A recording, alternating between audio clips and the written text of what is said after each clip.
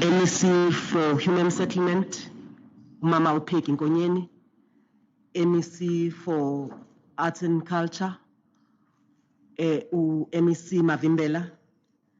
Greetings to Inkosi, Umama Uzulu.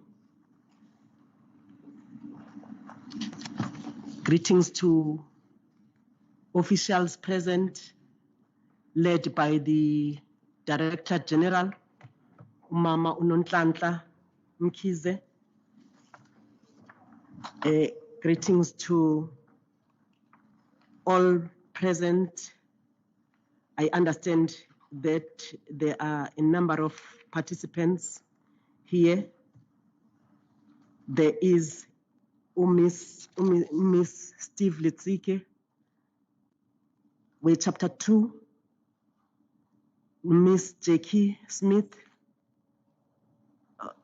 for professional boxing, Dr. Lungile Bengu,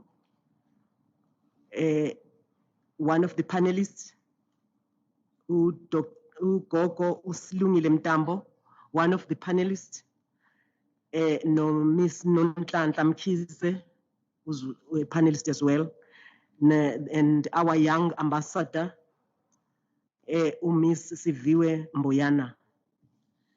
Greetings to you all. Let us open our session. We are going to open our session by singing the national anthem. We are going to stand up.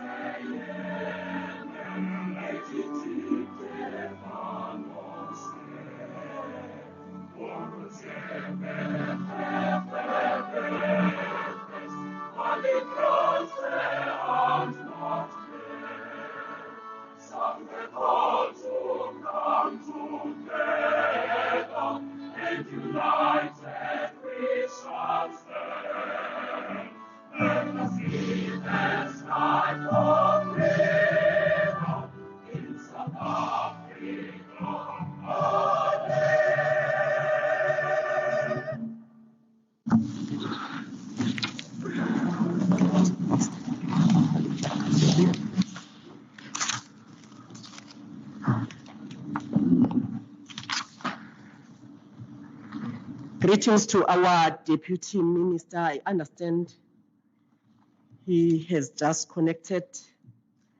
Deputy Minister, our Minister, John Jeffries. You are more welcome. Today we are here celebrating the International Women's Day. And we thank our Premier for affording us an opportunity as KZN to celebrate one of the important days in our lives, especially as women of KwaZulu-Natal, women of South Africa. This is one of the most important days since it started. And the purpose of the International Women's Day is to support, just to give support, and in doing so, it seeks to provide a platform to help forge positive change for women. Because today, as we are here today, we are celebrating this day under the theme which says, women choose to change. We understand that transformation, any transformation, comes with challenges. So that is one of the changes which we are expecting as women. So the International Women's Day is one of the celebrated days which started in 1911. This occurred for over a century, with the first gathering, which was held in 2011, and which we take this from. The day, the certain Gloria Steinem once said, the story of women's struggle for equality belongs to no single feminist, nor to any one organization. It doesn't belong to just one organization, but to the collective effort of all who care about human rights. We believe that women's rights are human rights. That is why we are gathered here with people who believe and who support the theme. So we need to make an International Women's Day our day and do what we can as members to ensure that we choose to change. We applaud those men who take the initiative just to lead to ensure that women who choose to change are getting support. It can be economical support, it can be financial support, it can be support kumakhono ahlukene. Usuku olubalulekile kwabesifazane bakwaZulu Natal emhlabeni wonke, futhi usuku lapho umhlaba ubhekile kakhulu ukuthi besifazane bayangena kwezomnotho, abantu besifazane bayangena kwezamasiko. Awekho futhi amasiko avimbela ukuthi umuntu wesifazane athi go a mile. Kanti nakwezepolitiki ngokunjalo, ugovernment abantu besifazane bangene ngobuningi babo. So usuku oluphinde lihlaba umkhosi ekutheni silingane ngokubulili emhlabeni wonke jikelele. Ukugujwa-ke kwalolu suku luyagqama ekutheni abantu besifazane umhla ka-8 bawugubhe.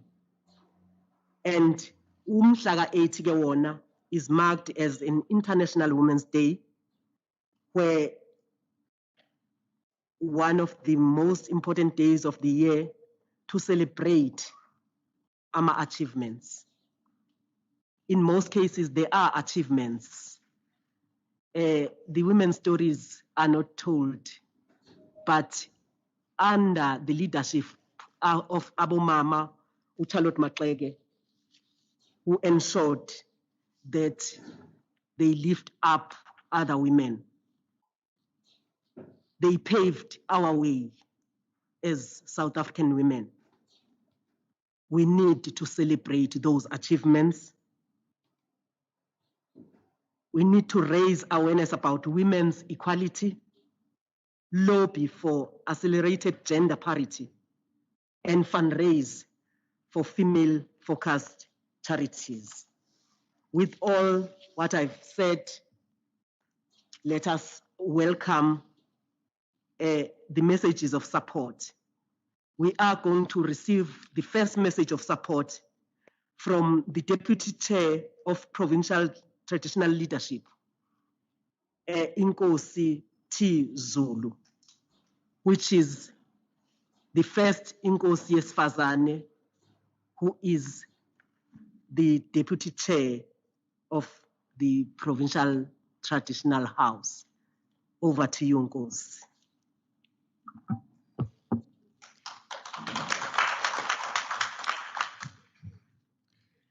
Thank you so much, Program Director, our MEC for Social Development.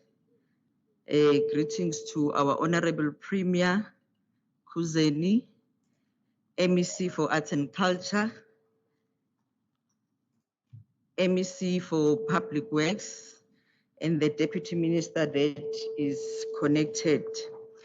Greetings to everybody who's here, and I'd like to thank the Program Director for offering me this opportunity to speak to women all over the world, because we are celebrating the International Women's Day today. I would like to start by looking at the theme for today, which says, Women Choose to Challenge. As the Program Director has said, I'm the Deputy Chairperson of the House of Traditional Leaders. So my focus will be mainly on women in rural areas. I think one thing that we have to agree on is that there are still challenges that women face, especially in the rural areas, because most of the women in rural areas, they don't have the access to a lot of things, especially radios, TV, and some even newspapers, because most of the women in rural areas are not educated. So I like to look at that and say that I think one of the things that we need to focus on, or that we need to look into, is the issue of capacity building. I always stress this because women in rural areas don't have a lot of information that is being shared, that is being given to them. I'll take the issue of gender-based violence. I think some of the women are still not comfortable in going out and reporting the issues of gender-based violence that they face. I think it is because of the way that we are raised, or of the way that they were raised. They still believe that when a man is assaulting them, or when the man is being abusive emotionally, they believe that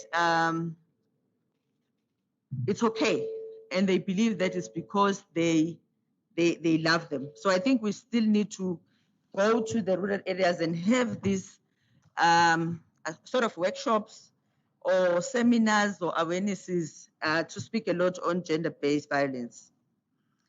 The second thing that I would like to talk about is the issue of economic development. I think it's very important because women in rural areas, they are doing a lot of things. They are doing craft work, they are farming, they are doing all those things. But the problem is that some, yes, have been given opportunities. Some are being supported by the government, by different sectors that are there. But still, there are those that are doing things. And I think what is important is to group them together and be able to assist them so that they know that whatever that they're doing, they have the support and it's going to help them with the local economic development. Another thing that I need to highlight is that, especially as women who are in the traditional leadership institution, I think we still need a lot of engagements on different issues, especially like myself, because I'm a regent. I mean, I'm there in the position for my son who's still, at school. I think it's important to assist on Lunkulu who are there in positions of leadership, especially traditional leadership, in capacitating them, to understand that these are the issues that are there out there. Because as I said in the beginning, is that women in rural areas, they still believe that, men have to lead, and we have to respect everything that men say, everything that men do. We just have to abide and bow down. You see that when you call meetings in rural areas, you'll see that most of the attendees are men instead of women. It's because that's how women in rural areas have been raised, and that's how we were, because it's not culture. I think this is just a ritual that people think it's okay to follow, and they still believe that that is the right way. I think most of the things that are happening in rural areas, I think we have to, come closer and be able to assist them and be able to highlight them and expose them to things, to the possibilities, to the opportunities that are there for women. So I think in that it will assist a lot, and it will make the lives of the people or women in rural areas and the girl child growing up in a rural area to know that there are a lot of opportunities that are there, and we need to explore those opportunities. So, program director, I think, speaking from the institution, I'm saying that it's important to capacitate women, and it's important to involve them in everything that you do, in all the programs that are there. I'm happy because the MECs that are here today are females, to involve them and be able to engage with them so that we understand what is it really that women in rural areas need, and what is it that they see as an opportunity for them in improving their lives.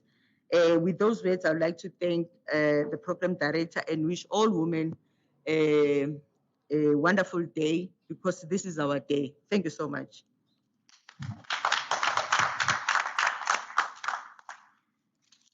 Thank you, Nkosi. You have said a mouthful. Ndlunkulu, siyabonga kakhulu. Ndlunkulu wasematheni, siyabonga kakhulu for your contribution.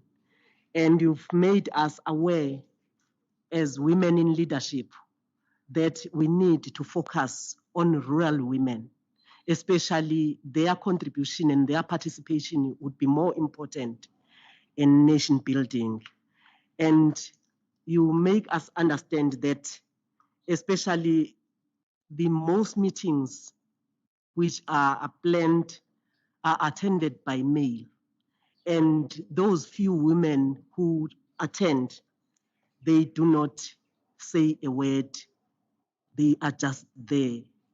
They should be capacitated to be made to contribute meaningfully to their development. Thank you. You have said a mouthful. Let us welcome Miss Siviwe Mboyana, our provincial child ambassador, to take us through.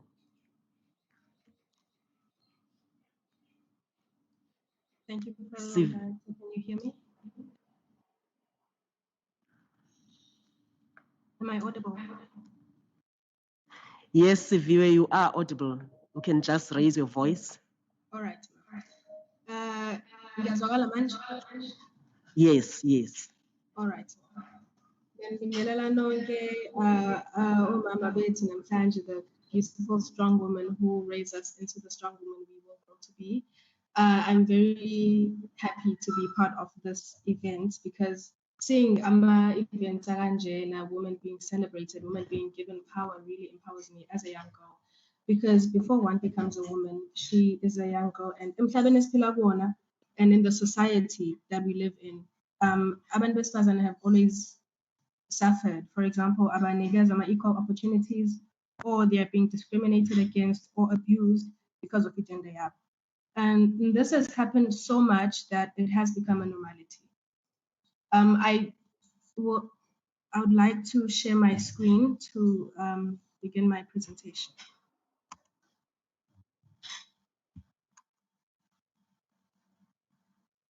Can everyone see my presentation? No. Program director? Siviwe, Yes. we haven't seen your presentation as yet. Okay, I'm trying to share my screen, ma.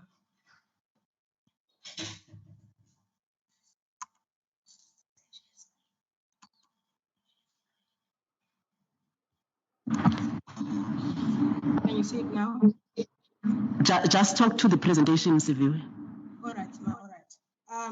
Bengithi ekuqaleni angithi the inferiority of women has happened so much that it has become a normality.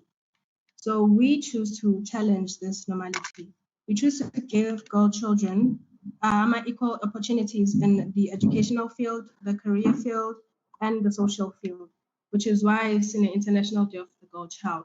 So this day, 11 October, empowers the girl child, educates her, and also gives her the opportunity to represent Linda Ole Apumagion. So participating in this event is really empowering because I get to see Ama girl children flourish and come out of their shell to represent Impagatiab. So speaking of Ama girl children who were successful, we have Udineo Lutuli from Mkotoi High School who won the the Nelson Mandela National Heritage Essay Competition. So Wawina is cell phone and the Nelson Mandela T-shirt, and she was supposed to be representing South Africa in Germany, but because of COVID, she will be going to the Nelson Mandela Museum as Eastern Cape. We also have participated in the national Robben Island debate, and of course the team KZN won. And participating in the debate were Umpisi Lindelwa, Tabashe Eletu, Hadebe Sianda, and myself. So sinama spinde sibe nama GPM nama YCAP webinars that teach girl children how to carry themselves, how to keep themselves protected, and is a big job. But since I am a young girl and I can't do everything by myself, ngizocela usizo luka Babu Premier. I'm currently campaigning for AMA workshops for pregnant teenagers and teenage mothers. So we don't just give them the AMA supplies and AMA materials, we also educate them on this new phase in Bilunyab. The second thing I choose to challenge is epidemic in South Africa, which is gender-based violence, which is why I have started a campaign, 365 Days of Activism, which is a campaign that basically encourages the activism of against GBV for the whole year, because I don't think activism should only last for 16 days, because what will happen after? The aim of this campaign is to openly protest against GBV, to support AMA victims, and to raise awareness on the issue. It's still currently in the works because ngisafuna funding to make AMA pins and AMA shirts, but it is still in the planning process. Babu Premier, Chair, Program Director, I thank you so much for this opportunity, and I am very happy to be a part of this event. I thank you.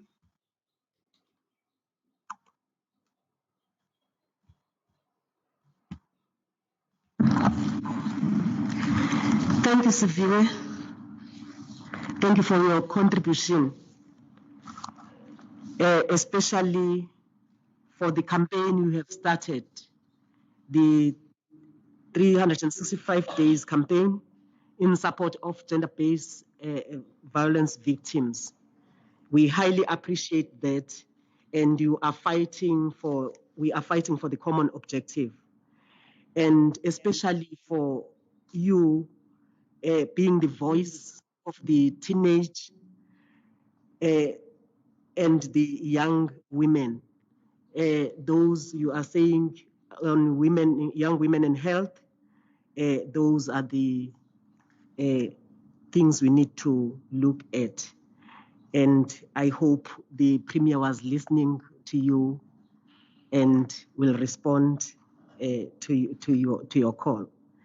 Let us give her a round of applause again. With that, we are going to get a few words from the Minister of Justice, Deputy Minister of Justice, Mr. John Jeffries.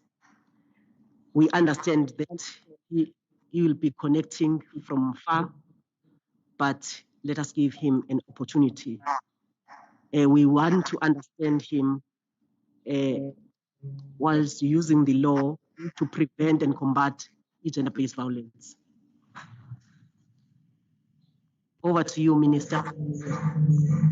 Thank you very much, MEC, and good morning, everybody. My apologies that I'm going to have to leave shortly after I've spoken to attend another meeting that I'm chairing, so I can't. They won't start unless I'm there. So apologies for that. It's no disrespect to everybody who is here and whose inputs that I will miss. Just to also thank you for inviting me to this event. So Program Director, Premier Zikalala, various MECs, distinguished guests and friends. The 8th of March has been celebrated as International Women's Day for more than a century. It has grown out of the labor movement to become an annual event recognized by the United Nations. But where does it come from? In 1908, some 15,000 women marched through New York demanding shorter working hours, better pay, and the right to vote. The idea to make the day an international one came from a German socialist with the name of Clara Zetkin. She was a part of both the labor movement and the women's movement and was a fervent campaigner for women's rights and universal suffrage. She suggested the idea of an international day in 1910 at an international conference of working women in Copenhagen, Denmark, which was attended by 100 women from 17 countries. Zetkin proposed that Women's Day be celebrated in every country on the 28th of February, and as such, Women's Day was observed for the first time in 1911. However, 2 years later, in 1913, the date was changed to the 8th of March, and it continues to be celebrated as such every year. The date was made official in 1975 when the United Nations started celebrating the day. As you know, the theme for this year's International Women's Day is #ChooseToChallenge, meaning that we can only change the world by challenging the very things which hold women back. Things like inequality, poverty, the wage gap, toxic masculinity, patriarchy, and gender-based violence. And it's gender-based violence that I want to focus on this morning. Gender-based violence and femicide do not exist as standalone offenses in South African law. Gender-based violence can take many forms, so we don't have a specific crime of GBV or femicide. The GBV can take many forms. It can take the form of murder, attempted murder, assault with intent to do grievous bodily harm, common assault, various sexual offenses, intimidation, stalking, harassment, and so forth. Even a crime like arson can be a form of gender-based violence if, for example, a man burns his partner or ex-partner's house down because he was annoyed with her or she ended the relationship. KwaZulu-Natal has had 9,809 sexual offences cases in the 2019-2020 financial year, of which 8,017 were rape cases. These were reported cases, and we all know rape matters and sexual offences matters are generally underreported, so the real number may be even higher. When the South African Police Service released the very latest crime statistics, I had a look at the top 30 SAP stations, with the highest number of reported sexual offences cases in the country.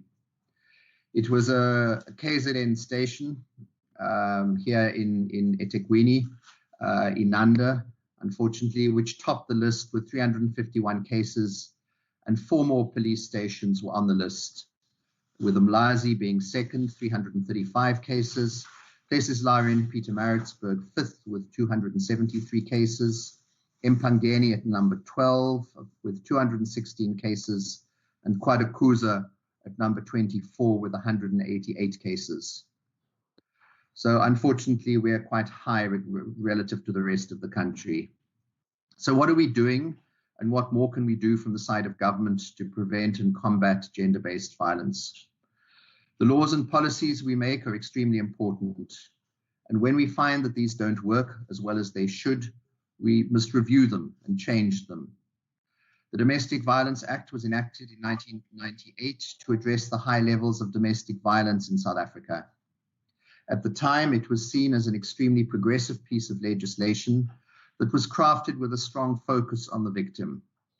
The Act incorporated a range of intimate and family relationships within its ambit, including heterosexual and same-sex relationships, marriage and cohabitation, as well as dating and customary relationships, relationships that have ended, parent-child relationships, as well as sibling relationships and those between members of an extended family. It provides for physical and sexual abuse, economic abuse, which is unreasonably depriving family members of economic and financial resources to which they're legally entitled, including by unreasonably disposing of household effects or other property. So if the man gets rid of the possessions of the wife, that can be economic abuse. Emotional, verbal, and psychological abuse, and any other controlling behavior such as intimidation, harassment, stalking, damage to property, and entering the victim's home without permission where such conduct harms or may cause imminent harm to the safety, health, and well-being of the complainant. It makes provisions for persons other than the complainant to be able to seek a protection order, and these include a parent, a counselor, a health service provider, a member of the police, a social worker, a teacher, or someone who has a material interest in the well-being of the complainant. However, it's become clear that its implementation has been fraught with systemic inefficiencies that have failed many abused women, and the rising figures of intimate femicide are often linked to implementation problems with the Domestic Violence Act. In view of this, the Domestic Violence Amendment Bill is one of 3 bills which are currently before Parliament and which are intended to contribute to the fight against the scourge of GBV and femicide. The other 2 bills seek to amend the statutory provisions in the Criminal Procedure Act and the Criminal Law Amendment Act of 1997, dealing with bail and sentencing, as well as the National Register for Sex Offenders established by the Criminal Law Sexual Offences and Related Matters Amendment Act of 2007. The amendments proposed are, generally speaking, intended to ensure that offences which have a bearing on gender-based violence and femicide are regarded and treated as serious offences.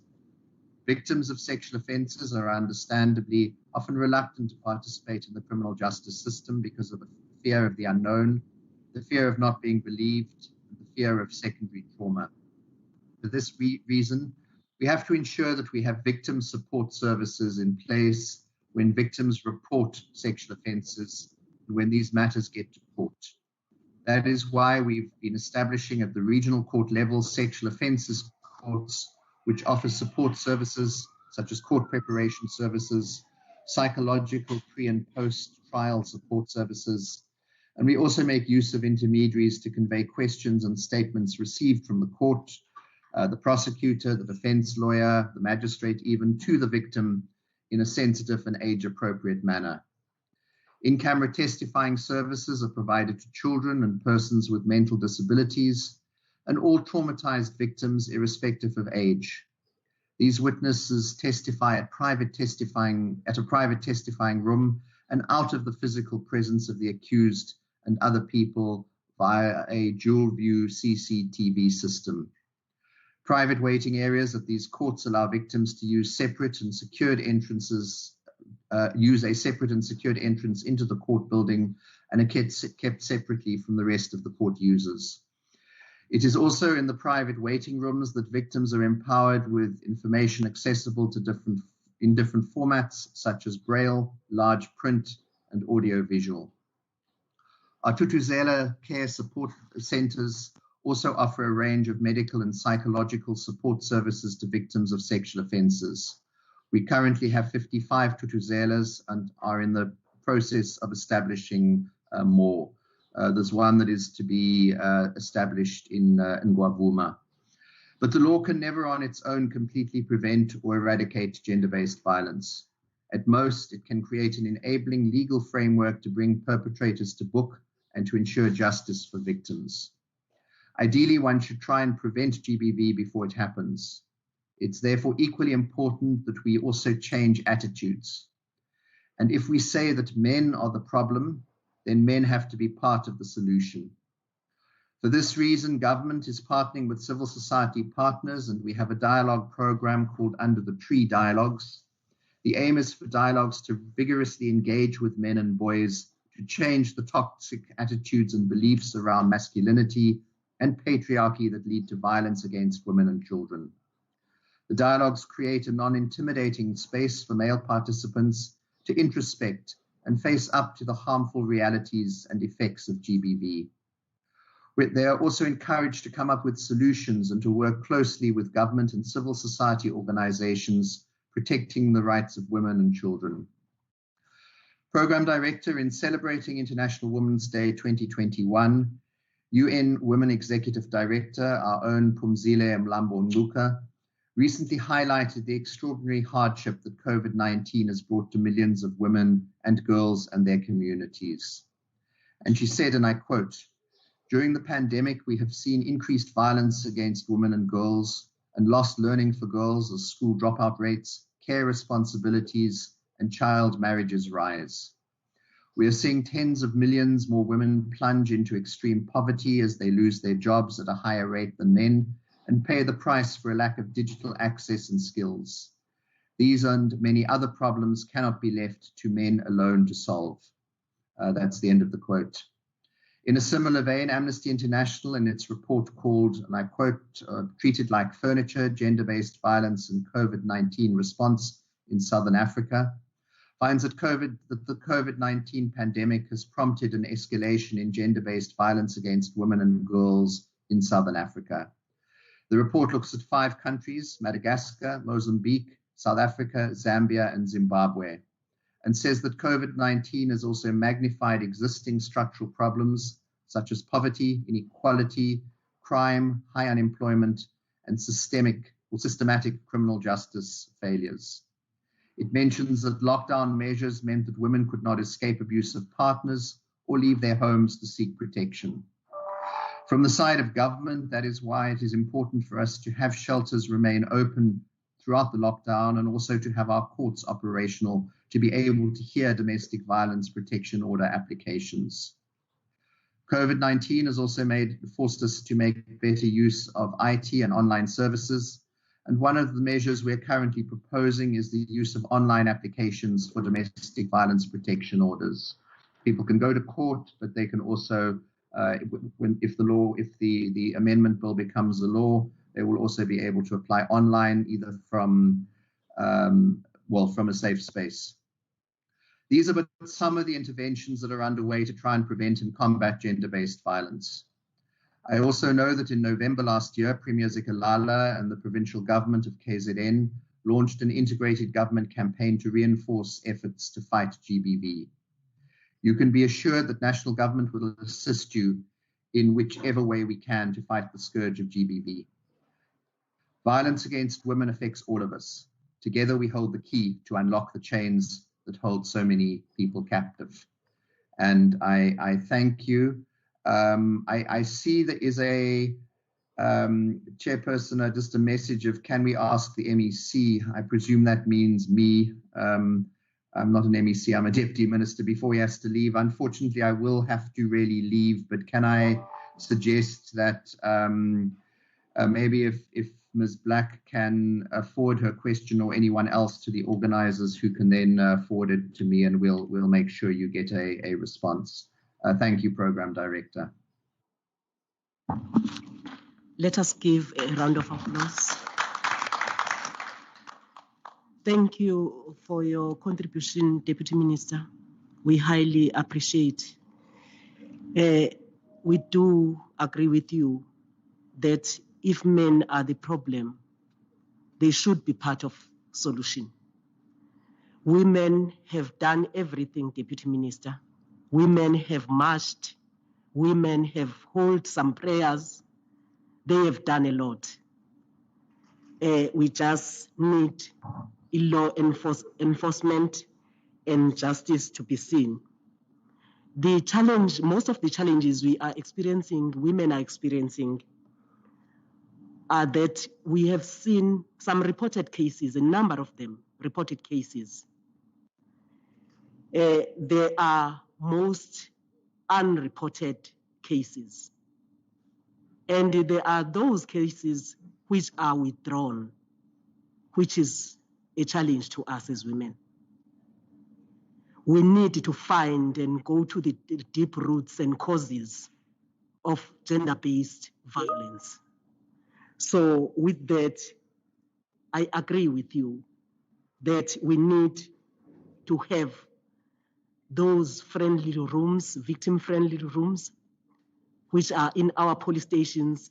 So as for the statements to be accurate, without to the traumatized victims.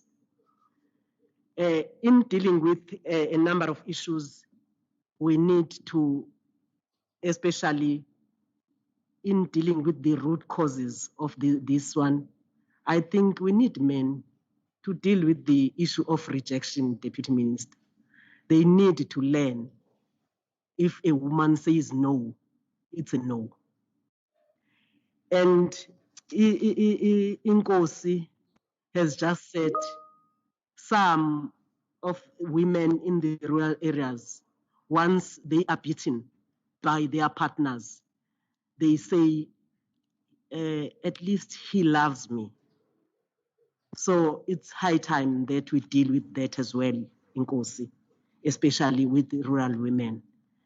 Can the Deputy Minister, before we release the Deputy Minister, can anyone make a comment or a contribution to what Minister has said before we release you, Deputy Minister? Can I get an indication?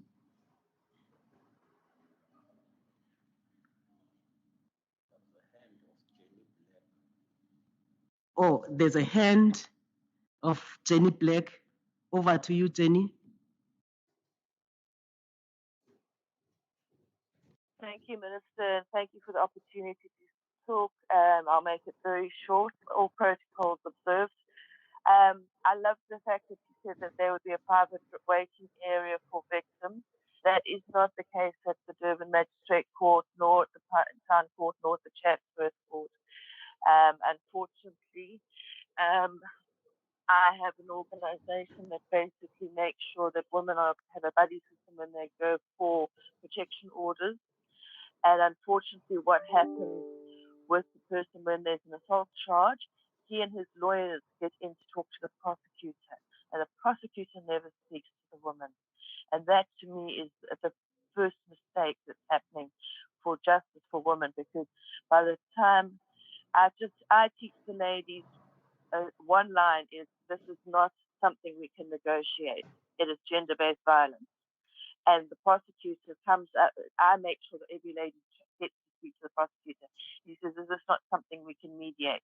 And I go, it is not something can be mediated, it is gender-based violence. And the fact that the starting conversation is, can we mediate it?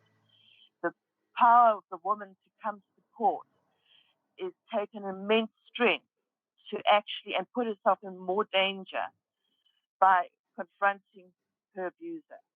And then to say, can we mediate? Is the first thing out the prosecutor's mouth. It's incorrect. We need to start dealing it from the other way around, of listening to the victim first before we listen to the perpetrator and his lawyers. Thanks, Jenny. Over to you, Minister. Thanks, Chair. And Jenny, I would suggest, I think I have posted my email on the chat. I suggest we link up. Maybe just to specify that the separate waiting areas are for the sexual offences courts. Not unfortunately for the protection orders, the domestic violence protection orders. So that's what we're talking about. It would be good, obviously, to have separate waiting areas for the protection orders. Yeah, one would have to look at resources, but mainly well, not mainly. What we're talking about with separate waiting areas is for the sexual offences courts, which are at regional level. Look, the prosecutor should not be, should be speaking to the complainant. That's why I'm saying let's link up and work together on, and this would apply to other people as well, work together on tackling this issue, because we're fully aware there are a number of systemic problems and challenges with the justice system in particular when it comes to women, and particularly with domestic violence orders. Domestic violence applications. MEC, with that, if I can be asked to leave so I can start this next meeting. Thank you, Deputy Minister. Thanks for your contribution, and you've said a mouthful. It is highly appreciated. You can recuse yourself. Thank you. Thanks. Apologies again for I would really have liked to have stayed. This other meeting was already set up before I was invited. Yeah. Thank you. Thanks a lot, Deputy Minister. We are going to listen to Miss Jackie Smith from Atlanta on how women can uplift each other during the fourth industrial revolution and COVID-19, after we have experienced some challenges. Jackie Smith, my name is Nonhlanhla Khoza, who's the program director for today. I'm the MEC for Social Development. Over to you.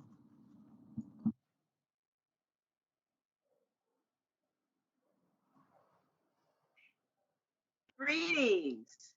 I would like to acknowledge KwaZulu-Natal Premier Sealy Zikalala, all KwaZulu-Natal MCEs present today, the DG of KwaZulu-Natal, Dr. Nanlala Makizi, and all DDGs present, members of the legislature, provincial gender machinery, and the Office of the Status of Women, Deborah Kwamolo Dubla from OSW for inviting me to speak today. All women in KwaZulu-Natal, South Africa, and around the world, I greet you all. Sawubona. Greetings and good morning from Atlanta. Thank you all for an opportunity to speak encouraging words at the KwaZulu-Natal International Women's Day celebration. After several years of visiting KwaZulu-Natal, it is indeed an honor to participate with others on the program today. A pandemic is affecting our lifestyles and careers. So the topic I will address today is how women can uplift each other during the 41R and COVID-19. Since I am an international boxing promoter, I will use a boxing analogy to address the issue, starting with a quote from the Brown bomber, Joe Louis. Quote, "I can teach you how to box. I can teach you every technique and trick I know, but I can never make you a fighter. That comes from inside, and it's something no one else can ever give you." End quote. In essence, Other women may support you with guidance and knowledge-based expertise, but only you can determine the value of their advice, and you will have to decide your level of fight, which is determined by training, experience, and passion. The first thing we should always ask ourselves is, who is in your corner? Somewhat like the people in a fighter's corner yelling instructions during the fight, you need women in your corner who know your strengths and weaknesses as a person. Women who you trust. Women who want to see you win, not just see you when you win. Women who will hold you accountable for your actions. Women who will give you constructive criticism. Women with a different perspective from yours. Women who expose you to the next level. Women who are optimistic yet realistic. In boxing, we say strategy and styles make fights. Boxing is an individual sport. You will win, lose, or draw based on your behavior in the ring and sometimes politics. Not all competitions are fair, same as in life. When the pandemic became an opponent in 2020, some women took an 8 count. They were knocked down. Unfortunately, other women took a 10 count. They were knocked out. But those of us here today are still in the fight.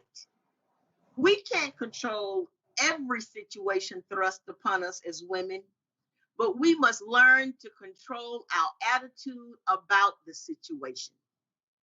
We have all experienced moments when we want to throw in the towel and quit. Then another woman reminds us that we are a champion. We can and will overcome life obstacles presented during the pandemic, but we must also show compassion for other women whose fighting style may not be like ours. Some women suffer silently, while other women will ask for assistance. Although we are somewhat isolated during the pandemic, a phone call, Zoom meeting, text message are ways to communicate with other women while checking on their welfare. You should also remind yourself that it's okay to cry sometime, but losing control of your emotions in a fight can destroy your strategy and benefit your opponent. We should uplift other women with positive words when they are feeling down, because we are all linked together in sisterhood. Protect yourself at all times. A fighter wears protective gear for safety reasons during the fight. A mouthpiece, hand wraps, boxing gloves, breast protection, cup protection. A referee ensures that rules are followed to prevent injuries and death. During the pandemic, what protective gear are you wearing? Do you adhere to safety measures prescribed by medical doctors? Are you wearing a double face mask? Are you staying 6 feet away from others whenever possible? Are you abiding by local regulations during the pandemic? If so, make sure other women are doing the same. Let them know you value them and care about their well-being. Winning and losing. What happens when you win the fight? You have a large entourage with all charges on your tab. Everybody loves a winner. What happens when you lose the fight? You have a few genuine friends standing by your side, supporting you and consoling your spirit. Women who supported you before the pandemic will most likely support you through the pandemic. Make sure you also support them. Choose to challenge. When you become a champion, you must defend your belt or it will be taken from you by the sanctioning body. You must fight to get on top, then you must fight to stay on top. A contender challenges a champion. Are you a contender or a champion? Who are the women in your corner? Are you ready for a virtual world? What is your fight style? How's your defense against the pandemic? Are you willing to make short-term sacrifices now to achieve long-term goals? Has someone challenged you to become a better person? Was it another woman? When I decided to become an international boxing promoter, it didn't occur to me that I was challenging the norm. It just felt natural for my personality and skills. Don King mentored me because there was not a woman operating in global boxing promotions. After my experience, I wanted to support another woman in international boxing promotions. But not many women are available 24 hours a day, 7 days a week to conduct business across various time zones and predominantly in a predominantly male industry. It works for me as a single, never married woman without children. Sunshine Boxing is my spouse and baby. I know some of you women entrepreneurs can relate. A few weeks ago, I met Zaat Gabhazi Malinga after reading her online post about my friend and former KwaZulu-Natal boxing promoter, Tulani Magadula. I was so impressed with her professionalism and passion for boxing that I offered to support her whenever possible. I challenge you to support another woman with a shared career passion. I challenge you to become your best self, a champion. Thank you, and I look forward to seeing you all in KwaZulu-Natal. Thank you, Jackie Smith. Let us give her a round of applause. You are more than welcome, Jackie. And we agree to the challenge, especially when you talk about that we need to surround ourselves with women with different perspective from us, but who will give us a constructive criticism, and that we need to support the women, especially the women who supported us during COVID-19. This is a battle, and it needs us to join hands and move forward. Thank you for those few words, Jackie. It's just wonderful having you. Thank you.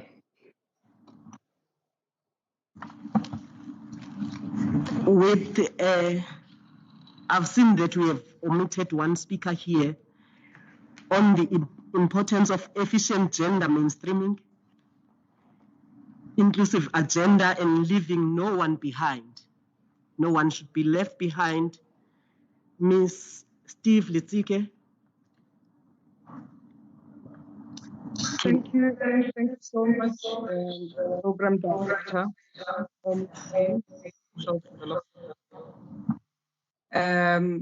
Honorable Premier Zikalala, Her Royal Highness Nkosi Zulu, Deputy Minister of Justice in his absence, Honorable Jeffrey, MECs present here, Provincial Child Ambassador, Ms. Mboyani, and of course, Ms. Jackie Smith, who is in the early dawn in Atlanta.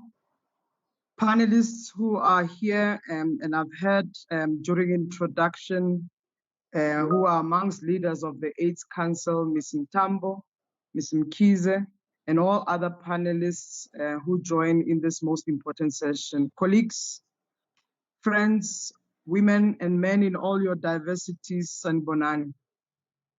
Let me take this honor to appreciate the invitation by the Premier of KwaZulu-Natal on this most important day where the world pauses and reflects on the progress made to date. It is an honor to be with you today in the company of so many amazing women. Ngithi malibongwe igama lamakhosikazi. Malibongwe. The International Women's Day 2021, this is celebrated on March 8 every year. The day that is symbolic of the historic journey women around the world have taken to better their lives. It has become a reminder that while a lot has been achieved, the journey is long and is a lot more that needs to be done. The theme this year is Choose to Challenge, and very much so it indicates that a challenged world is an alert world, and from challenges or challenge comes change. This year, we can all choose to challenge everything that has been holding us back and become better for women, for us, and better allies. And I want to commend the Premier of KwaZulu-Natal, who has become a better ally for us as women in all our diversity. This does not have to ignore the agency of women when we build towards allyship. We know that individually women are all responsible for their thoughts and their actions all day and every day. And in this choosing to challenge, it means that we have to be ready to call out all kinds of gender biasness and inequalities. We can all choose to seek out and celebrate women's achievements collectively, and we can all create an inclusive world. Women in this room, women in South Africa, and women across the world have fought against all sorts of stereotypes. That means, Premier, that women are resilient. Let me share this in which why women are still resilient and fighting against all sorts of stereotypes. By going through many of these obstacles, women choose to go through all the way in fighting this scourge. Women show leadership and women show excellence in their field. When women are given opportunities and women are embraced in their fields, they excel. And today, the whole world can see that we are better off when women get the opportunities they deserve. I was requested, Premier, to reflect on gender mainstreaming and leaving no one behind. Now, mainstreaming gender in developing world is a very important aspect and is important for various reasons. Developing or development problems are differently experienced by women and all women and men because of existing gender indifferences, which were, of course, socially constructed in many ways. And these socially constructed differences dictate the kind of roles and men and women have, and the opportunities they have and they can access, and resources that they can utilize and access. And again, the very same differences spoke a lot about access and control. And in the case of where we speak about mainstreaming, it means that we have to open up the opportunities of access and control. That means that men have to give up certain roles and privileges that they have in the quest of inequality that we experience. For the same reason, development interventions are likely to have different impact on men and women. Therefore, if we don't take this gender dynamics into account, the development interventions we design, even in KwaZulu-Natal, may not benefit men and women equally, and they might even aggravate existing gender inequality. We've heard from Nkosi Zulu, who spoke about what is happening in the khotlas. Failing to take into account these existing gender dynamics in the design of development of programs can also reduce effectiveness in the realization of programs. It means that we are going to be challenged in many ways in realizing the objectives that we have in KwaZulu-Natal and in South Africa. And most importantly, mainstreaming gender in development interventions is important, not only just for women, but both men and women and all gender non-conforming individuals who we know have equal rights to their voice to be heard, but also equal right to access the very same development agenda that we built in KwaZulu-Natal. This will help in developing decision-making processes, but also to benefit women and their development outcome that KwaZulu-Natal envisage. In short, mainstreaming gender in development of the KwaZulu-Natal province will be a smart thing, again, will be a right thing to do for KwaZulu-Natal and for South Africa.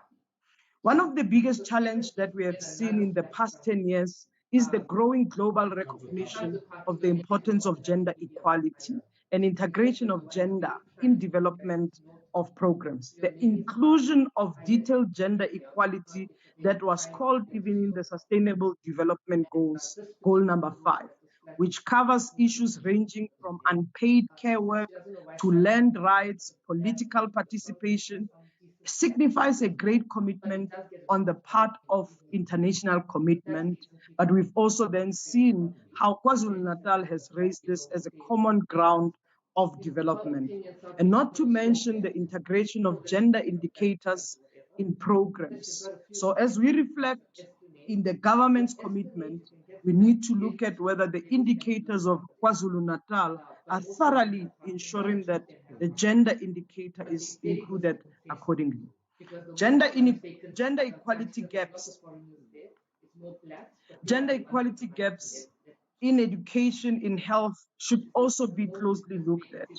However, there's still a wide gap that exists in access and as well in economic participation, and I won't go so much in it. However, the ownership of financial assets, the land that I've reflected on, and the time that is spent is really critical. The pace in progress in closing the gender equality gaps is quite important, Premier. And let me be very basic. Women want to live free. Now, Deputy Minister has spoken about gender-based violence, which is what is critical and is a pandemic we are faced with. Living free from fear and violence is a basic human right, and we must ensure adequate protection for all women in all districts of KwaZulu-Natal and across South Africa, online, offline, and especially at home. Women can live free and in peace. The second issue is women must be at the center of economic recovery. Ms. Jackie Smith spoken about COVID-19, and that means as a country, we are now looking at economic recovery. KwaZulu-Natal should finance good jobs for all women and men alike. It will build in a simple idea where equal work deserves equal pay. And for equal pay, you need transparency. Women must know whether their employers treat them fairly, and when this is not the case, they must have the power to fight back and get what they deserve. It should be an investment that KwaZulu-Natal does for women. Similarly, this investment must go to quality of education for all girls and women, including KwaZulu-Natal taking into consideration the action plan to implement pillars of social rights, set ambitious goals on job skills and poverty reduction. This must be clear in the KwaZulu-Natal plan, and this must be articulated to drive the goals of work. Thirdly, all that is spoken about women and all women, and which you have heard in my remarks. Universality of equality or universality of human rights or women's rights is key. When we speak about human rights without naming specific groups, we suffer and we contribute to that social discrimination. This discussion will not make sense if we do not name the very same left behind groups. These are LGBTI women, which are lesbian, gay, bisexual, transgender women.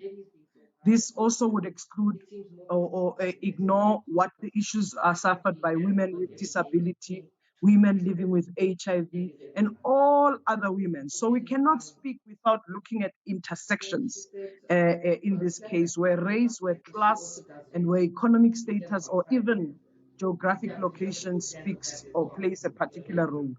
Now, what is key, Premier, is that it is no longer fashionable to be homophobic, transphobic, and say things like it's women's place or women's place is in the kitchen, because gender equality is gradually becoming mainstreaming, and we must actually ensure that mainstreaming is achieved in KwaZulu-Natal. For an example, that gender equality, gender management, and gender mainstreaming approaches must never overlook challenges that are facing LGBTI community. We must frame it in our programs and not only speak to LGBTI when we speak about violence, but we must speak to LGBTI when we speak about development. We must frame all the necessary marginalized community in our goals. Women and LGBTI people are oppressed by the institutionalization of sexism that underscores the supremacy of hegemonic masculinity over femininity. Honorable Premier, I'm in the state that people either change or they go extinct like dinosaurs. Social change needs to be evolutionary, and you cannot live without adapting to it. We must never look at it, we must be it. It is time for equality. It is time to repair the injustice of the past. We cannot do this just by looking, but we must do it. Finally, women should always be able to reach the top. We simply cannot exclude half of our talented people from leadership positions. Having women in leadership positions should become a norm, not the exception. This is why the gender quota is critical. Until it is achieved, I am of the view that KwaZulu-Natal is in the right pathway, and we join in all our diversities the change that KwaZulu-Natal is prepared to do. I thank you so much. Thank you, Steve. Let us give her a round of applause. You've said a mouthful, Steve. You've represented the GIQ.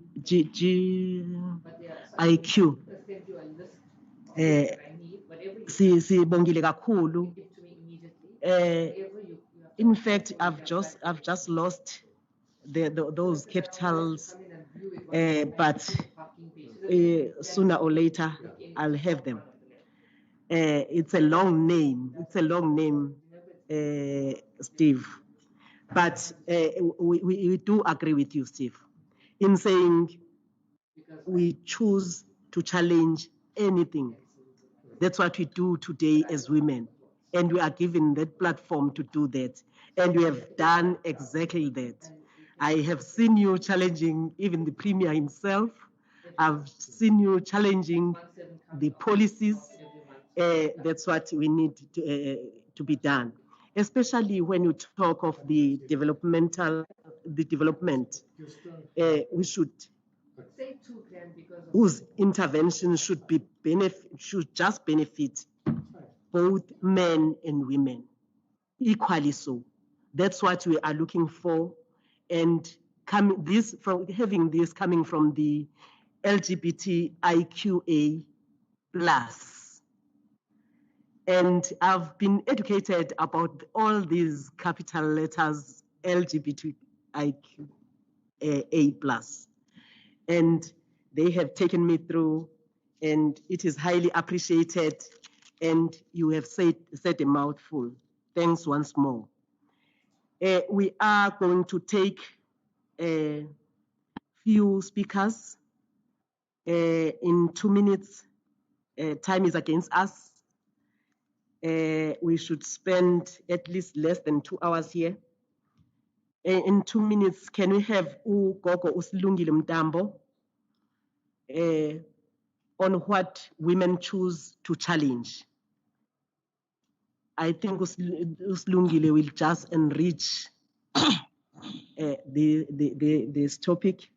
But before Uslungile gets in, we have some members here coming from the NGOs, different NGOs, coming from the NPOs. I've just seen Ubabawe Alimdad Foundation is with us here. A number of them, you are more than welcome. Just getting Koko Silungile Mtambo. Thokozani bogogo, sanibonani. Let me acknowledge Ubabu Premier and President MEC, and I will observe all protocol. Mine will be as a young woman. When I was young, I got infected with HIV because I didn't have choices. I was unable, I was not empowered enough to make my own choices when it comes to sex and other issues. And we can no longer ignore the fact that it is a huge injustice if we continue as normal, as high number of adolescent girls and young women, and also women living with HIV experiences gender-based violence. We have to put in more effort to ensure that we reduce the number of adolescent and young women who are getting infected with HIV on daily basis. And also, I think there's a tendency that once one is infected with HIV, automatically that woman or that adolescent girl is empowered, then she can become a leader or she can place anywhere. It's so unfortunate that the programs that address the issues of adolescent girls and young women, they don't look on capacity building, on skills that will develop adolescent girls and young women, especially adolescent girls and young women living with HIV, to own their bodies, to make sure that they also have skills abazokwazi ukuthola imisebenzi ngayo. And like, for instance, we have a number of programs for adolescent girls and young women in KZN, but you hardly see those programs prioritizes female-owned prevention methods.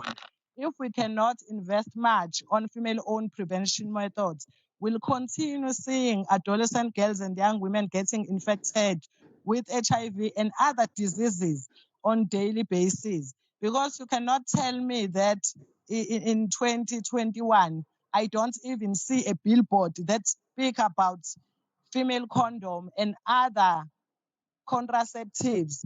We don't have pamphlets that are easily accessible for women and adolescent girls that educate and empower them on how to use female condoms. It's so embarrassing that in most areas, especially in rural areas, you still find a number of women who doesn't even know about the female condoms, something that needs to be owned by us as women. I think we need to challenge ourselves that we need to prioritize female-owned prevention methods in order for us to create a safe and health environment in KZN. But also, we have seen a number of adolescent girls and women during the COVID-19 lockdown who were experiencing the stigma and discrimination, and also who we have seen girls who were witnessing the violence in their families. However, ayikho into ebibekiwe in place to support the girls and women during the lockdown.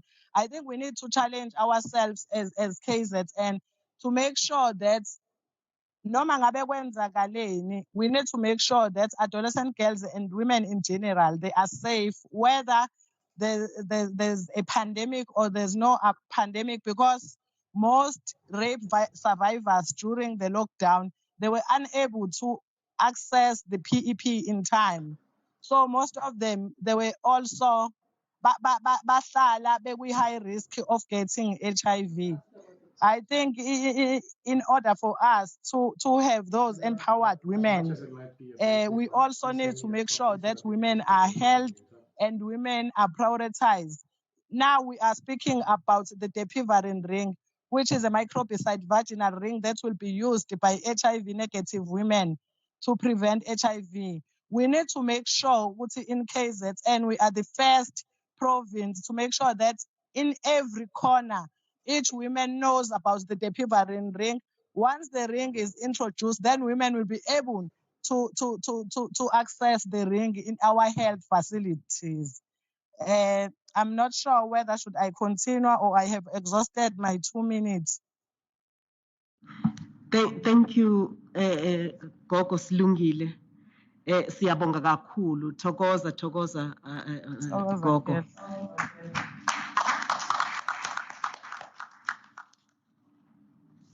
Thank you for your words, your few words, Gogo Silungile, but very wise words from Ugogo in saying we need to have those empowerment programs which deal with adolescent girls and young women.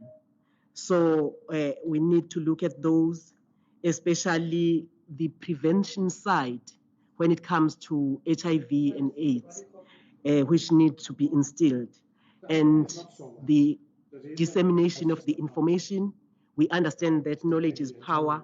We concur with you, Gogo, ukuthi kufanele sibe knowledge, equal knowledge about subjects. Can we get Ms. Nonhlanhla Mkhize for 2 minutes? So good morning, colleagues, and happy International Women's Day to all my fellow comrades and friends.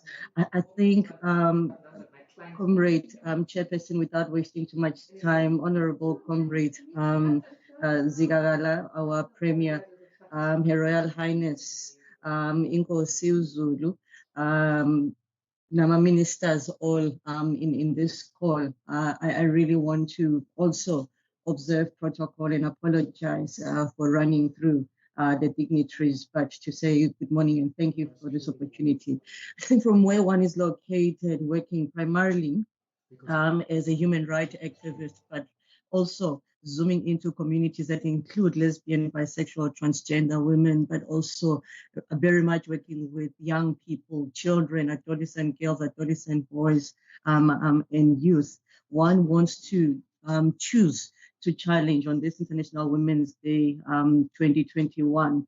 The people in the room, the people that we work with, the people that report to us, our allies, insofar as what is possible for us to do to make or bring about a change. And I think what one wants to choose to challenge is us primarily because I'm wanting to challenge us to doing things that we are very capable of doing.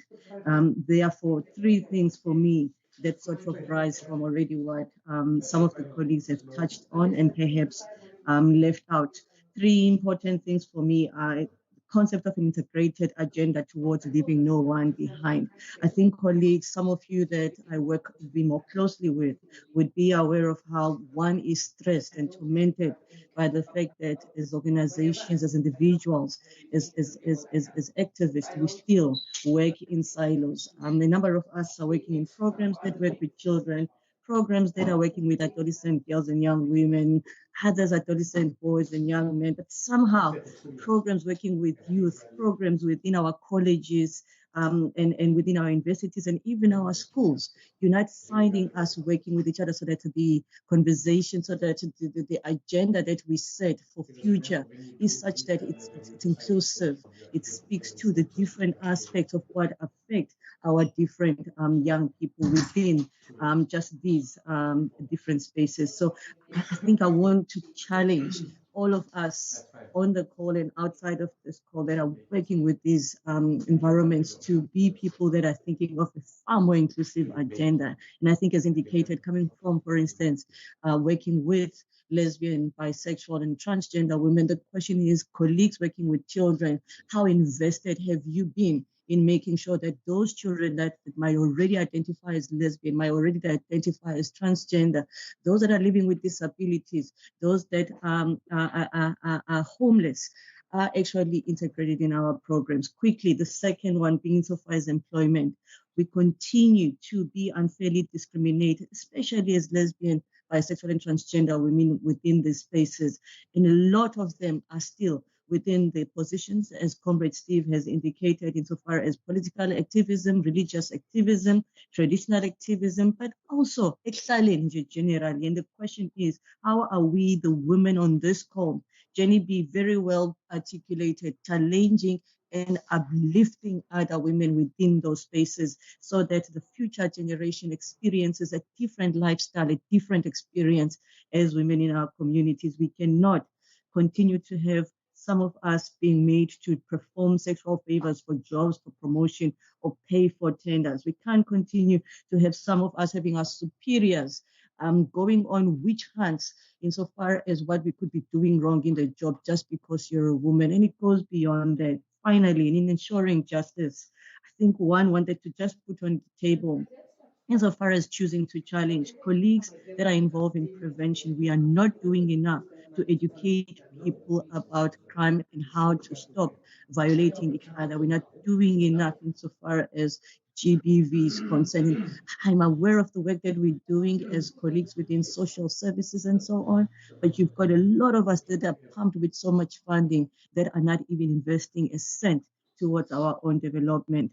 This might have been touched on already, but insofar as prosecutors, we still need them insofar as ensuring justice, that they are communicating with the survivors or their surviving families. We can't have some progress that we're excited about only at subs, only to find that within justice, things are going behind.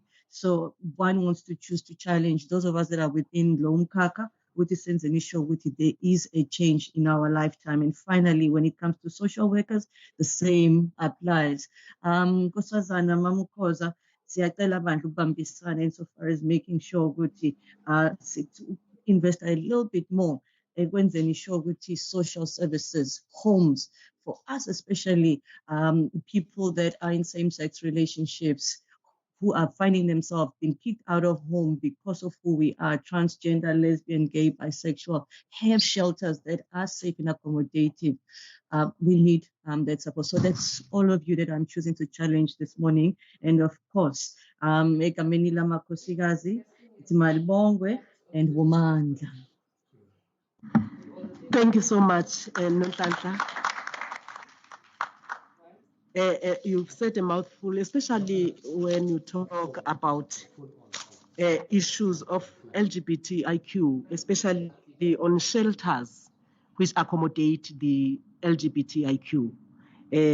That's a wise thought, and especially the one you are saying of stopping a violation of each other. I've looked at the angle of bullying at schools, as we have touched schools. I do concur with you that we need to have those programs, and we have. I want to assure you that we have started especially programs which fight bullying at schools and continuously supporting each other. We want to continue with that. And the upliftment of women is vital as we move forward. In few minutes, Honorable Premier, can I just read the responses from the Microsoft survey on what women choose to challenge? We have a list of them, about 20 of them.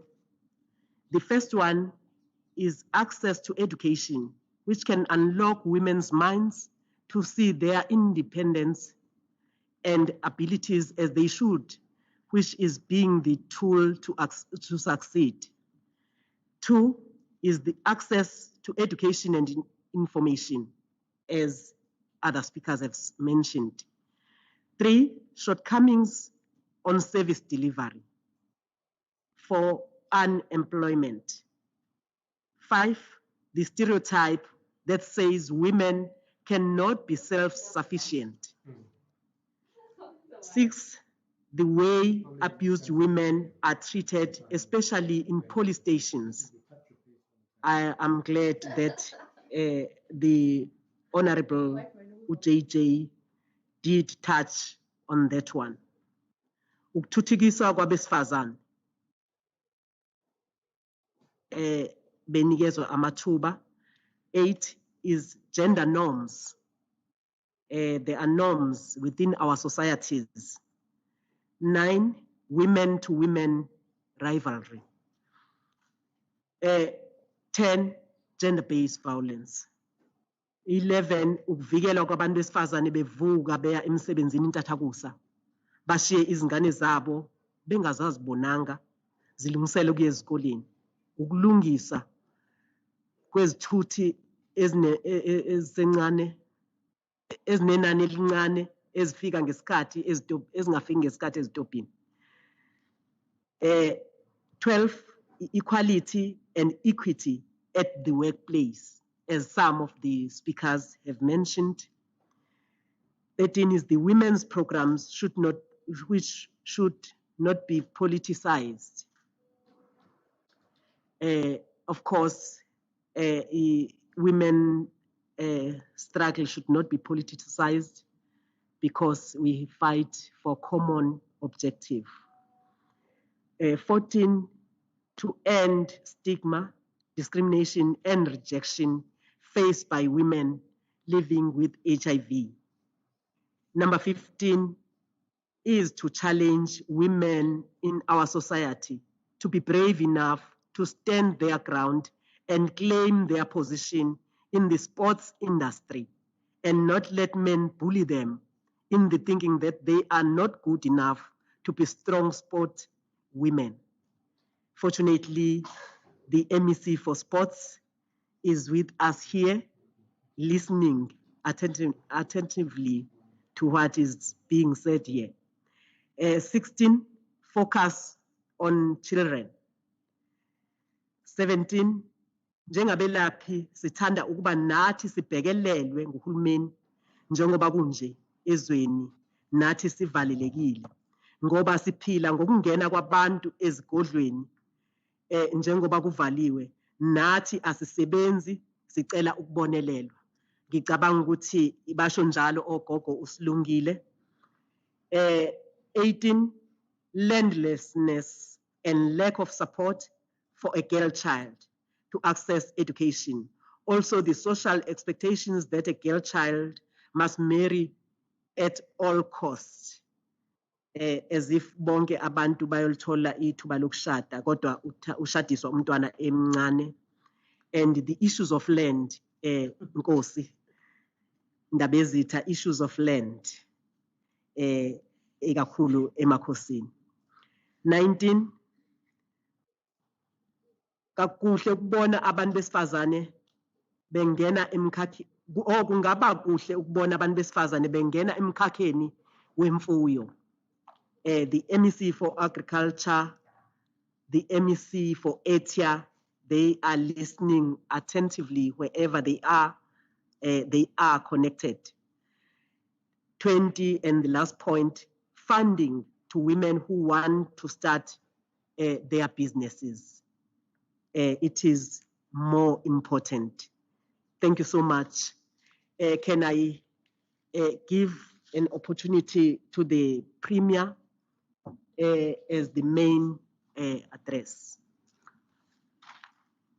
Thank you, MEC for Social Development, MEC Mrs. Nonhlanhla Khoza, who's also our Program Director today. MEC Nkonyeni, as well as MEC Mavimbela, the Deputy Chairperson of the KwaZulu-Natal Provincial House of Traditional Leaders, Inkosi Yasemathini, Inkosi T. Zulu, and Ndlunkulu Sibingelele. The Deputy Chair of SANAC, Ms. Steve Letsike, the panelists who have spoken to us from various sectors, the Director General and the heads of departments who are with us, senior officials, compatriots, partners in the struggle for gender equality. We once again say malbongwe, wathinta abafazi, wathinta imbokodo. Finish. You strike a woman, you strike a rock.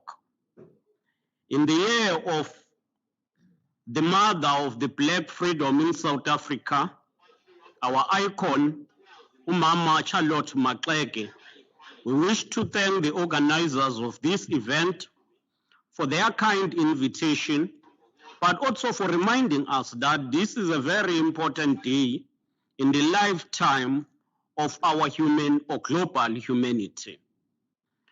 For 110 years, starting from 1911, the world has been marking the International Women's Day to honor women, but also to promote women's rights, as well as equality between men and women.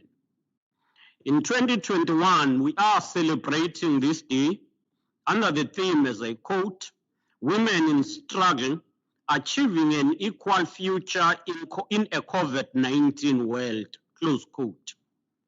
This theme seeks to galvanize the world to quicken the tempo in achieving generational equality through the active achievement of women leadership and support during this global pandemic, and to ensure that women are at the table making decisions about the strategies to employ in the fight against the pandemic, but in the fight for allocation of resources in the world and in the country.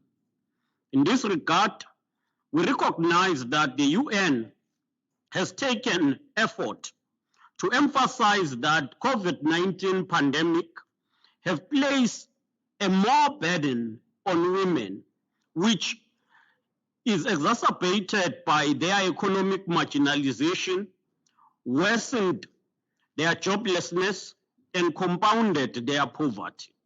It is thus a call to action, asking of all of us to unite and use the pandemic to empower women while ensuring that the agenda of gender equality gathers momentum rather than being relegated to the end. And it is important that in all aspects of life, issues of gender mainstreaming are lifted. Advancing gender equality or women economic emancipation is not a gesture or a charity for anyone. It is a process of the struggle to fight against marginalization. The agenda of gender equality is about justice and the defeat of patriarchy.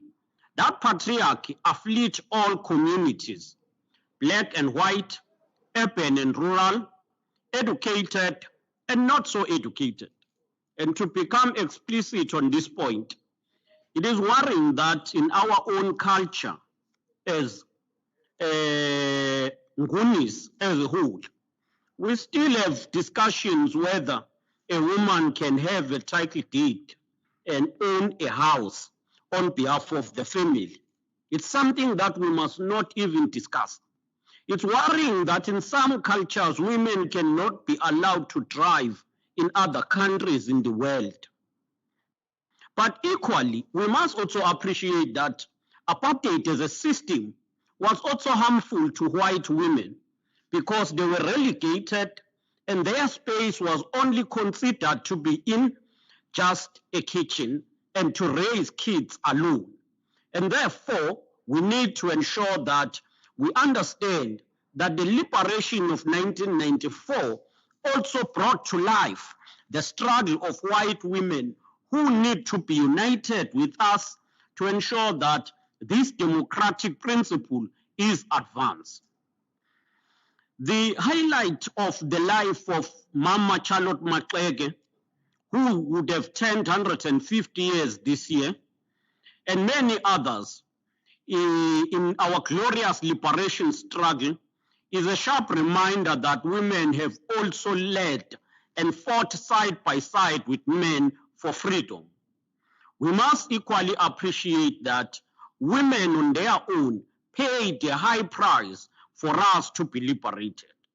In our country, during the dark days of apartheid colonialism, we said that Black women in particular suffered triple oppression. Firstly, they were oppressed in terms of the race. Secondly, they were oppressed in terms of class, which is about the economy.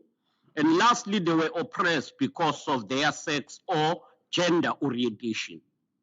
Because Black women did not only face national oppression and that of the color, but also they faced gender oppression.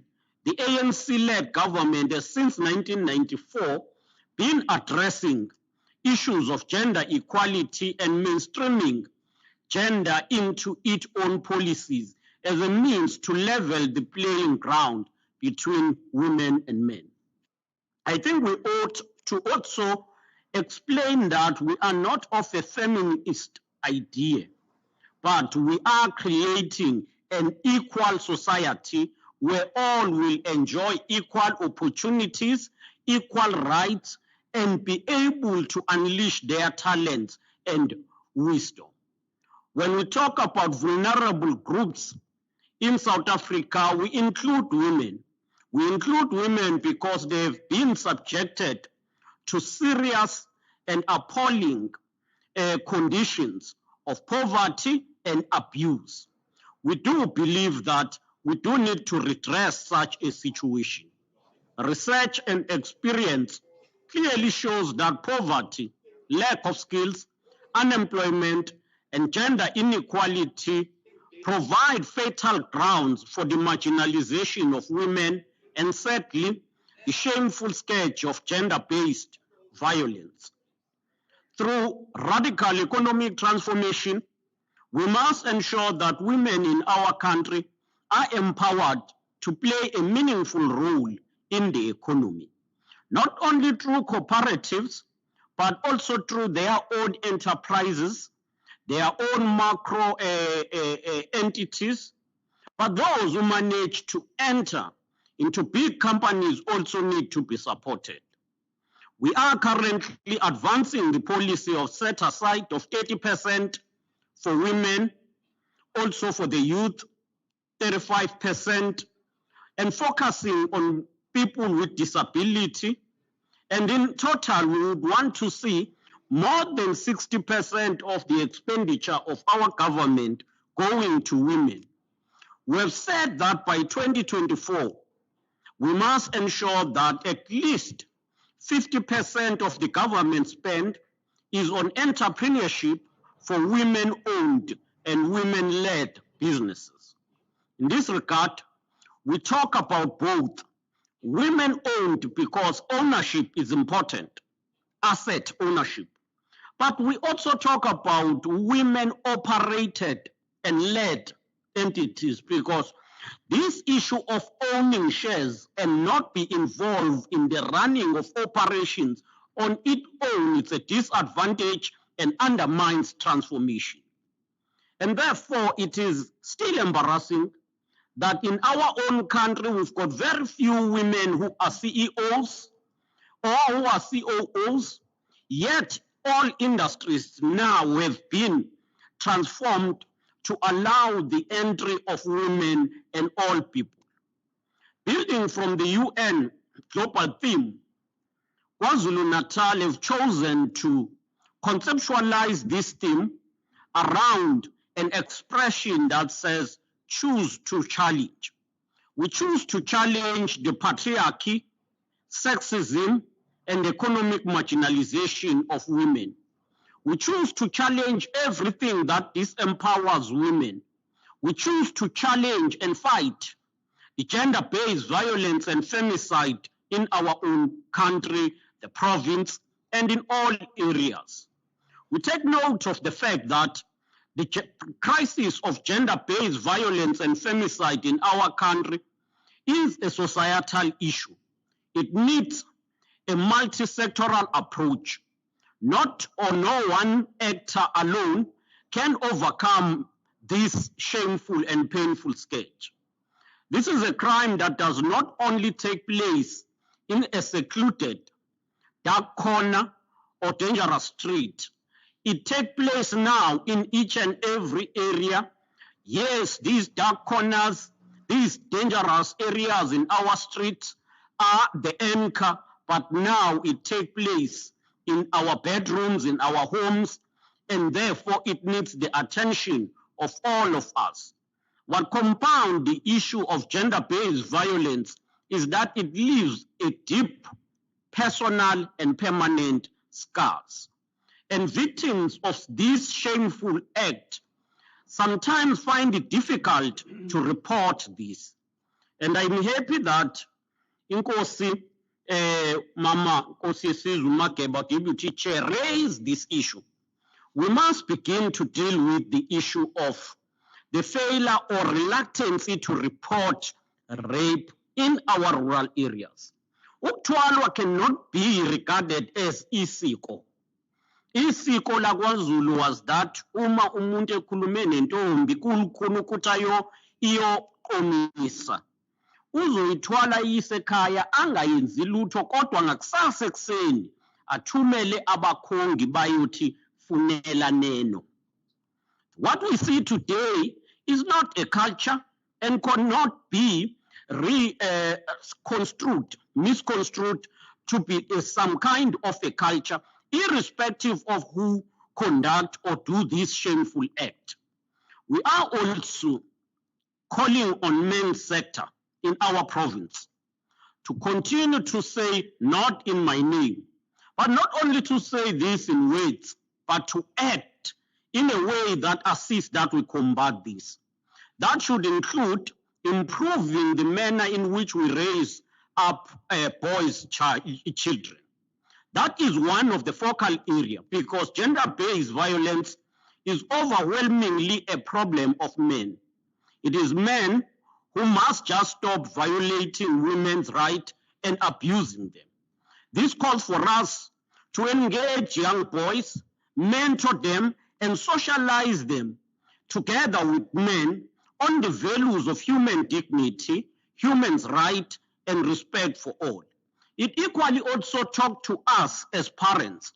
We must stop privileging boys against girls or beginning to favor them in any way.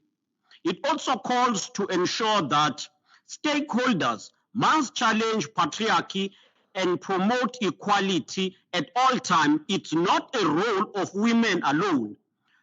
Former president of the ANC, O.R. Tambo, used to emphasize this point. He would say, as I quote, the mobilization of women is a task not only of women or of men alone, but of all of us, men and women alike, comrades in the struggle. In KwaZulu-Natal, we have launched, together with the stakeholders, a plan to promote gender equality and fight GBV and femicide. The plan is around 5 areas. Firstly, it is community mobilization, moral regeneration, and instilling social values. Strengthen law enforcement, promote responsible recreation, reduce alcohol and substance abuse among children and students, support victims and families, ensure women economic empowerment. And therefore, I would agree with Siviwe, who said they need to be supported. Mass education is quite important, and therefore they will play a role in the first leg of community mobilization, moral regeneration, and instilling social cohesion. I must say that, as you said, Siviwe, we will assign someone from our office to meet with you and engage on issues you have raised. And equally, we take note of what Ms. Nonhlanhla Mkhize raised. We will try to engage with her and try to ensure that issues she raised are taken further. Despite all efforts, we know that we are far from having any good story to tell regarding the gender-based violence. We're a country that still looks like we are in a war zone when we count those who died for murder, gender-based violence, and femicide. The Minister of Police, when releasing the statistics before October to December 2020, he indicated that crime has, especially the murder rate, has increased by 6%. But what is also disgraceful is the fact that women who were raped during this 3 months period are about 12,218. In the top 20 of the police stations he mentioned, as the deputy minister indicated, the top is Inanda, and within the top 5 you will find Umlazi, and when you go down you will also find Pesislayer in Pietermaritzburg. We therefore need to deal with this thing. It is a role that there is a role that police must play, as the minister emphasized, but we also as society must play our role. We must deal with all causal factors in a more comprehensive way. We're determined as the province of KwaZulu-Natal to empower women and ensure skilling, empower them economically, but provide skills. With all sectors of the economy, be it Black Industrialist Program, ocean economy, and township economy, we must open space for women.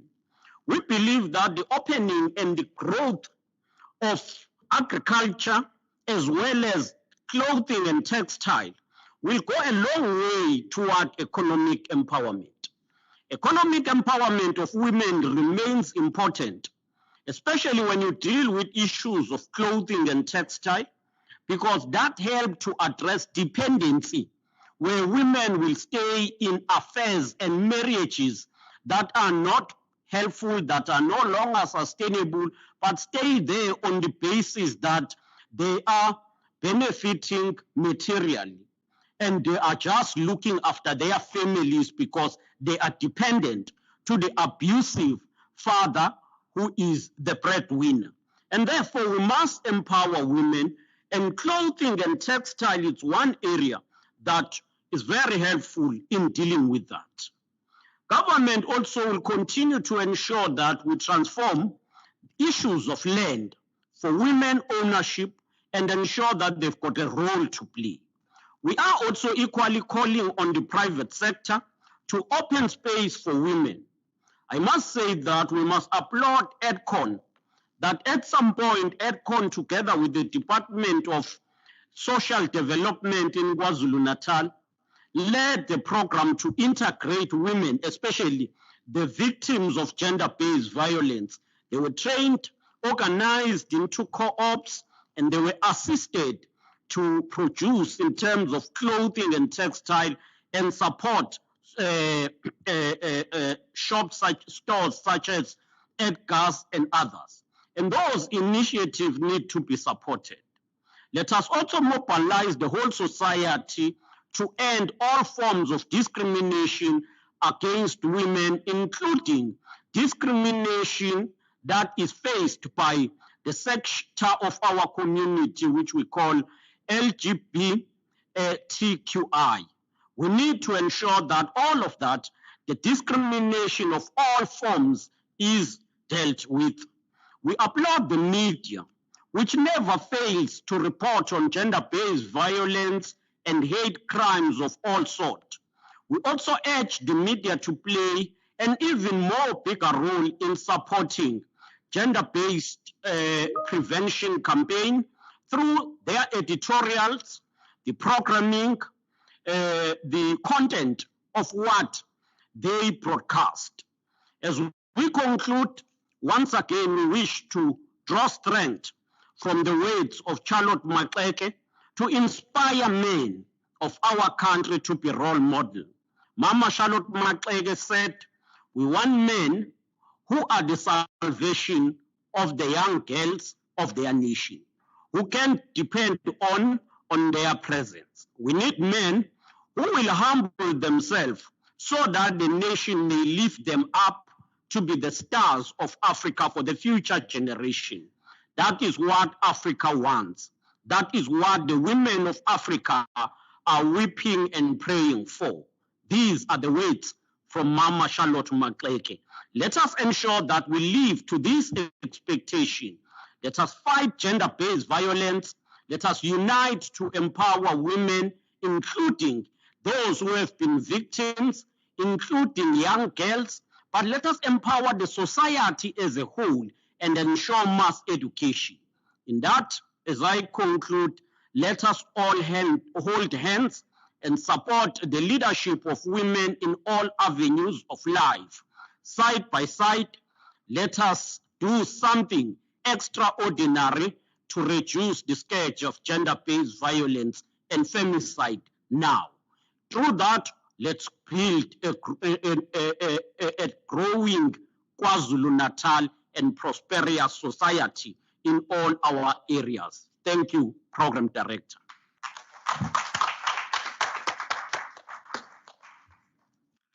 Thank you to the Honorable Premier of KwaZulu-Natal. That was Honorable Sihle Zikalala, our Premier. Thank you once more for giving us this opportunity. It's just a wonderful opportunity on the International Day of Women. Premier, we understand that it is now or never. Let us put more action, as you have said. And we understand that you are pushing us as different departments to put more action. And we commit ourselves on that one, Honorable Premier. I'm pleased that most HODs are here, most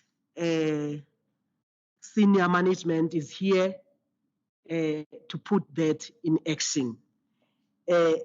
Let me thank the speakers and thank you for your contribution, especially the wise words from Inkosi Yethu, Umama Uzulu, the wise word from our young ambassador, as young as she is, but she is able to shape and contribute to the shaping of KwaZulu-Natal. Siviwe, thank you so much. To the Minister, Deputy Minister John Jeffries, thank you for your time and your contribution on how to combat gender-based violence. Let us thank Miss Steve Litsike from LGBTIQ for coming.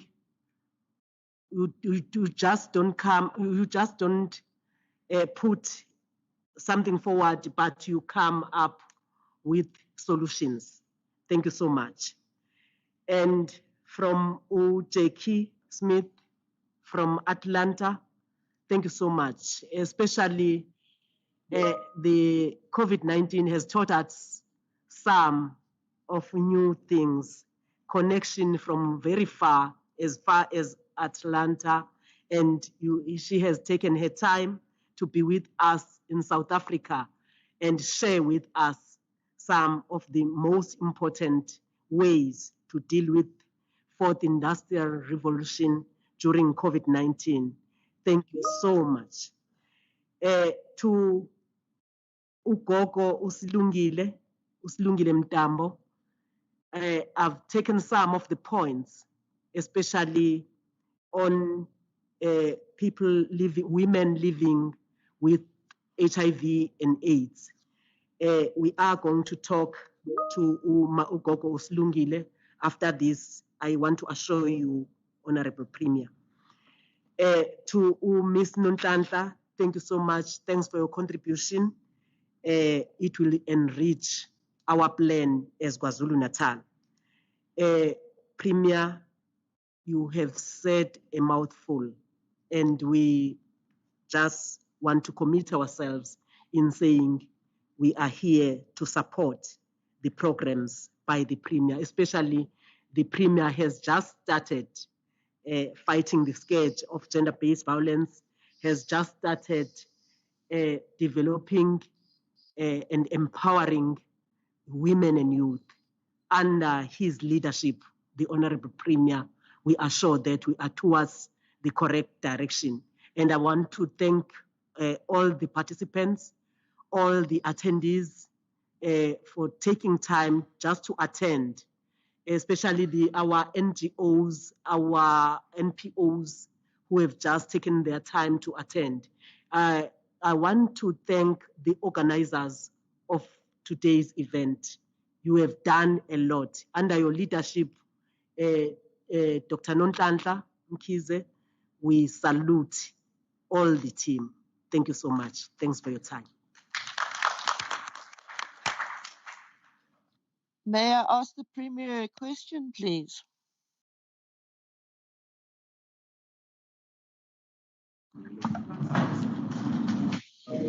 Let us allow the Premier to leave, the Premier and MECs present.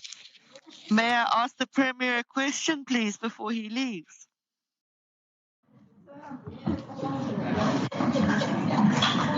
Sorry about that. Can we get that question in writing? And the question should be directed to the Office of the Premier. Thank you.